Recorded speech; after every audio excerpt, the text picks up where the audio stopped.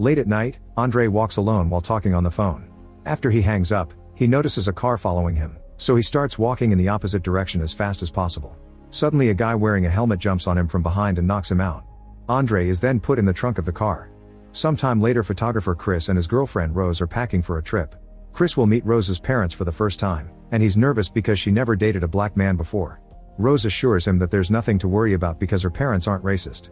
The couple leaves in Rose's car and Chris tries to smoke a cigarette, but Rose throws it out the window. Then Chris calls his best friend Rod, who works for the Transportation Security Administration or TSA. Chris thanks Rod for taking care of his dog, and they joke about the fact that Rose ended up with Chris when she should be with Rod. The couple is so distracted that they accidentally hit an animal in the road. They immediately get out of the car and confirm they've killed a deer. The mere sight of the body leaves Chris very upset. Soon a cop arrives and Rose tells him they're going to her parents' house in the lake area. The officer still asks Chris for an ID, so Rose calls him out for racially profiling until he leaves. Moments later they finally arrive at the house, where they're welcomed by groundskeeper Walter. Then Chris finally meets Rose's parents Dean and Missy.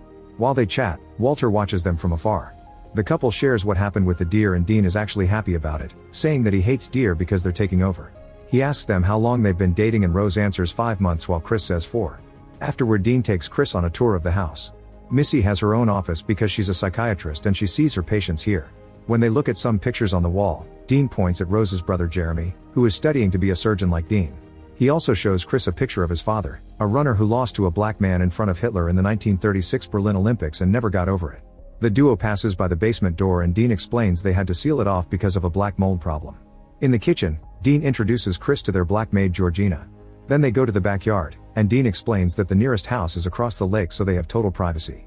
Walter is nearby, so Dean admits he knows how badly cliché it looks for a rich white family to have black servants. He shares that he hired Walter and Georgina to take care of his parents, and after they died he didn't have the heart to fire them. Dean claims he hates how this makes the family look and swears he voted for Obama every time. During lunch, Dean asks Chris about his parents. Chris shares that his father wasn't around and his mother died in a hit-and-run accident when he was 11. Dean notices that Chris is tapping his knuckle on the table and asks if he smokes, so Chris tells him that he's quitting. Dean suggests that Missy could hypnotize him to get him to quit, saying that he smoked for 15 years and the hypnosis helped him. However, Chris turns the offer down. The parents then remind Rose that it's the weekend of a party they throw every year, which is a tradition started by Dean's father. Rose freaks out and wonders why they didn't tell her sooner, but her parents point out that it's on the same date every year. When Georgina comes closer to refill their glasses, she suddenly freezes and spills the drink. The splash snaps her out of it and Missy tells her to go rest. At that moment, Jeremy arrives. Over dinner, Jeremy tells Chris lots of embarrassing stories about Rose's childhood. When they discuss sports, Chris shares that he used to do judo after school. Getting very intense, Jeremy says that if Chris trained he could be a beast. He talks a lot about jiu-jitsu before rushing to Chris's side, trying to convince him to fight him. Chris says he won't fight anyone drunk and Jeremy's parents scold him, so he leaves the room. Later in the bedroom, Rose complains about her family's behavior, saying they aren't different than the cop. Chris says I told you so, so Rose apologizes, but he assures her that it's fine. They share a long kiss and Rose warns Chris that the party will be very white. In the middle of the night, Chris can't sleep. When he notices Rose's childhood plushie on the nightstand, he feels uncomfortable and turns it around. Then he sneaks downstairs to smoke in secret, unaware that Georgina is nearby. In the front yard, Chris gets his cigarette ready but he freezes as he sees Walter running toward him. When Walter is about to crash into him, he makes a turn to dodge him at the last second. Then Chris turns around and finds Georgina looking at her reflection on the door. He waits until she's gone to go back inside. Chris tries to reach the stairs but he freezes again when he hears Missy telling him that smoking is dangerous. He realizes she's only teasing and agrees to sit with her. Then Missy tells him about her hypnosis techniques, which use a focal point to guide the person into a state of heightened suggestibility. She keeps stirring her tea as she talks, asking Chris where he was when his mother died. At first he refuses to talk about it, but Missy starts stirring faster and Chris shares that he'd been watching television on the day his mother died. Soon Chris starts crying and scratching the chair, realizing he can't move. Missy comments on the fact that he feels guilty about his mother's death and suddenly tells him to sink into the floor. Chris tries to resist, but he sinks into the chair and the same thing happens to his younger self in the memory. The hypnosis has put Chris in a state of mind that makes him feel like he's floating in space. Missy calls it the sunken place and closes his eyes, but at that moment Chris wakes up in bed. He checks his phone when it rings, however it's only a picture of his dog sent by Rod. It seems the charger was disconnected last night so he connects it again. Later Chris goes for a walk in the forest to take some pictures. On his way back, he sees Georgina through the window taking care of her hair. He tries to take a picture of her but she turns around, so he pretends to be looking at something else. When he looks again, she's gone. Then he approaches Walter, who is chopping wood and says that this is what he wants to do. Walter thinks Chris is lucky to have Rose, although his laughter is weird. He also apologizes to Chris for scaring him last night and reveals he saw him with Missy, so he asks if the hypnosis worked. Creeped out, Chris claims he doesn't remember because he drank too much. Afterward, Chris searches for Rose and tells her that he thinks Missy hypnotized him. He doesn't remember what happened, but he's now disgusted by the idea of smoking. When it's finally time for the party, Rose introduces Chris to the guests, and all of them have rude comments to make about his race. An elderly couple mentions that they love Tiger Woods, a woman touches his muscles while asking if it's true that black men have better eggplants, and a man says that black is in fashion instead of fairer skin. Chris removes himself from the uncomfortable conversations by getting busy taking pictures. At the table, he's surprised to see another black man, so he goes to introduce himself. Logan has a very vacant expression and only answers with basic words. They're interrupted by Logan's wife, who reminds him they have to keep mingling. Chris says goodbye by putting out his fist for a bump, but Logan awkwardly shakes it instead and goes to talk to some guests. These people watch him turn as if he was showing off his existence. Then Chris admires the gazebo and meets a blind man called Jim, who thinks these guests have no idea what real people go through. Jim also says that he likes Chris's work, making him realize that he's a gallery owner. It turns out an assistant describes the art to Jim, and he thinks Chris's photos are brutal and melancholic. Jim also used to be a photographer and even submitted his work to National Geographic, but he lost his vision shortly after. When Chris enters the house, everyone falls silent as he takes the stairs and they listen to all his footsteps. In the bedroom, Chris discovers that the charger was disconnected again and the phone's now dead. After reconnecting it, he tells Rose that he thinks Georgina unplugged his phone because she doesn't approve of their relationship. Rose thinks the idea is ridiculous and goes back to the party. Chris then calls Rod to tell him about the hypnotism and people's attitude here, saying they never met a black person that wasn't their servant. He also shares that the few black people living here are deranged. Rod is worried because he thinks the family may use the hypnotism to slave Chris, who mocks the idea. After Chris hangs up, he's startled by Georgina at the door. She apologizes for touching his belongings, saying she was just cleaning. Chris promises he didn't mean to snitch and explains he just gets nervous when he's around too many white people. This comment makes Georgina clearly uncomfortable, but she quickly covers it with tears and awkward laughter, saying that her bosses treat her and Walter as family. When Chris returns to the party, Dean introduces him to even more fancy people. A Japanese man asks him if African Americans have more advantages or disadvantages in the modern world, so Chris laughs and says he doesn't know. He makes Logan answer instead, and Logan explains very awkwardly that being black has been a good experience, although he admits he doesn't leave the house much. While Logan talks, Chris takes a picture of him and forgets to turn off the flash. The light makes Logan freeze and his nose bleed. Suddenly Logan grabs Chris by his clothes and keeps telling him to get out, now talking in a more informal tone. Jeremy drags Logan away as he keeps yelling in agony. Minutes later, Dean tells everyone that Logan had a seizure, which can create anxiety and aggression. He claims that the camera flash triggered it. At that moment Logan returns and apologizes to everyone, talking very awkwardly again. He explains he's exhausted now, so he and his wife leave. Afterwards Rose and Chris go on a walk. Chris tells Rose that Logan didn't have a seizure and reveals he has an epileptic cousin, so he knows what a seizure is supposed to look like. However, Rose still trusts her father since he's a neurosurgeon. Chris also admits that when Logan went crazy, he felt like he knew him. He thinks Missy has put weird thoughts in his head and wants to leave, which upsets Rose. Meanwhile, Dean and the guests seem to be playing silent bingo at the gazebo. However, they're actually auctioning off Chris, and Jim is the one who wins.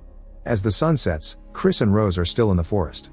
Chris explains he feels guilty about his mother's death because he didn't call 911 or go looking for her when she didn't come home from work. The car that hit her didn't actually kill her, she died the next morning on the side of the road. Chris cries as he points out that she could have survived if someone had looked for her.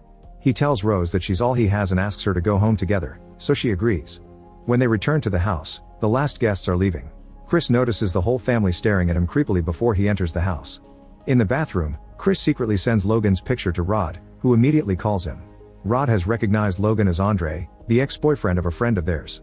Chris finally remembers him too and wonders why he changed so much, so Rod repeats his theory of the family using hypnotism to make slaves. At that moment the call mysteriously ends.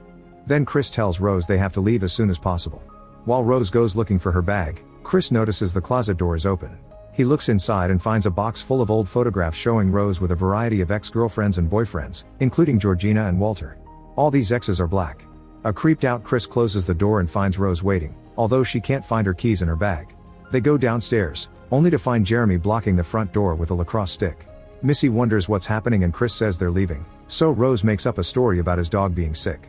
While Rose keeps looking for her keys, Dean asks Chris what his purpose in life is. Chris is too confused to answer, so Dean talks about people being gods trapped in human form. Growing scared, Chris yells at Rose to ask for the keys, so Jeremy swings his stick at him and Chris has to dodge him. Rose appears to be crying, but suddenly her face gets serious as she reveals she had the keys all along yet refuses to give them to him. Chris tries to run to the door, however Jeremy blocks him and Missy taps her teacup, causing Chris to collapse as he faints.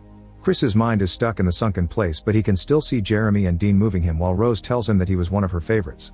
The next morning Chris wakes up tied to a chair in the basement, which is a game room and not moldy at all.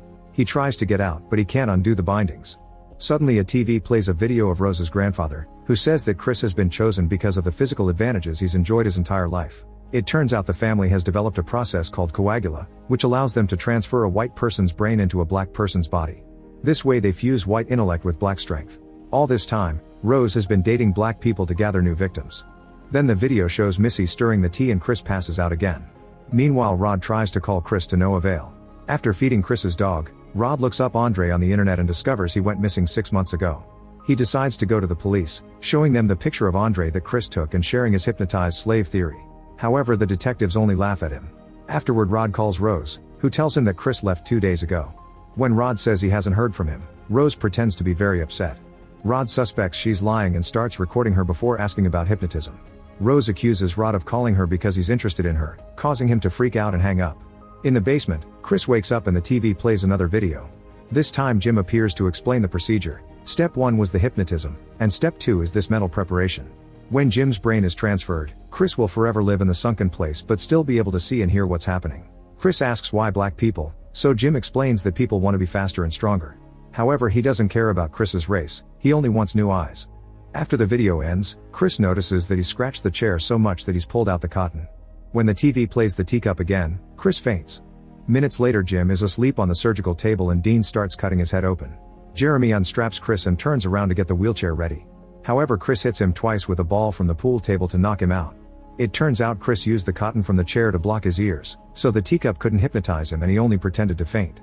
When Dean hears a noise, he comes out of the operating room, only to suddenly be stabbed by Chris with a stuffed deer head he took from the wall. As Dean collapses, he accidentally knocks down a candle, and soon the flames start spreading. Next Chris goes to the kitchen to get his phone, and Georgina runs as soon as she sees him covered in blood. Missy also sees him and rushes to get the cup, but Chris reaches it first and breaks it. Then Missy tries to stab him with a knife, however Chris easily blocks the attack with his hand. Since the blade is impaled in his palm, he turns it around and after some struggle, he stabs Missy to kill her too. Now Chris can leave, but when he reaches the front door Jeremy jumps on him and kicks the door to close it. The guys struggle for a few minutes and Jeremy starts choking Chris, who reaches for the door again. When Jeremy kicks it, Chris stabs his leg and causes him to collapse. Then Chris stomps on Jeremy's head several times to kill him and takes his keys. Meanwhile Rose is upstairs listening to music on her headphones and looking up his next victim on the internet. Behind her, all the pictures of her exes hang on the wall. When Chris gets in Jeremy's car, he finds a helmet on the passenger's seat, which means Jeremy kidnapped Andre. As he drives off he calls 911, and this distraction causes him to run over Georgina. Her scream alerts Rose to the chaos. Seeing the body on the ground causes Chris to remember his mother's death, so he picks up an unconscious Georgina and takes her away in the car. At that moment Rose emerges from the burning house and tries to open fire, but the car is already gone. She whispers the word grandma, revealing that Georgina and Walter are actually her grandparents in new bodies.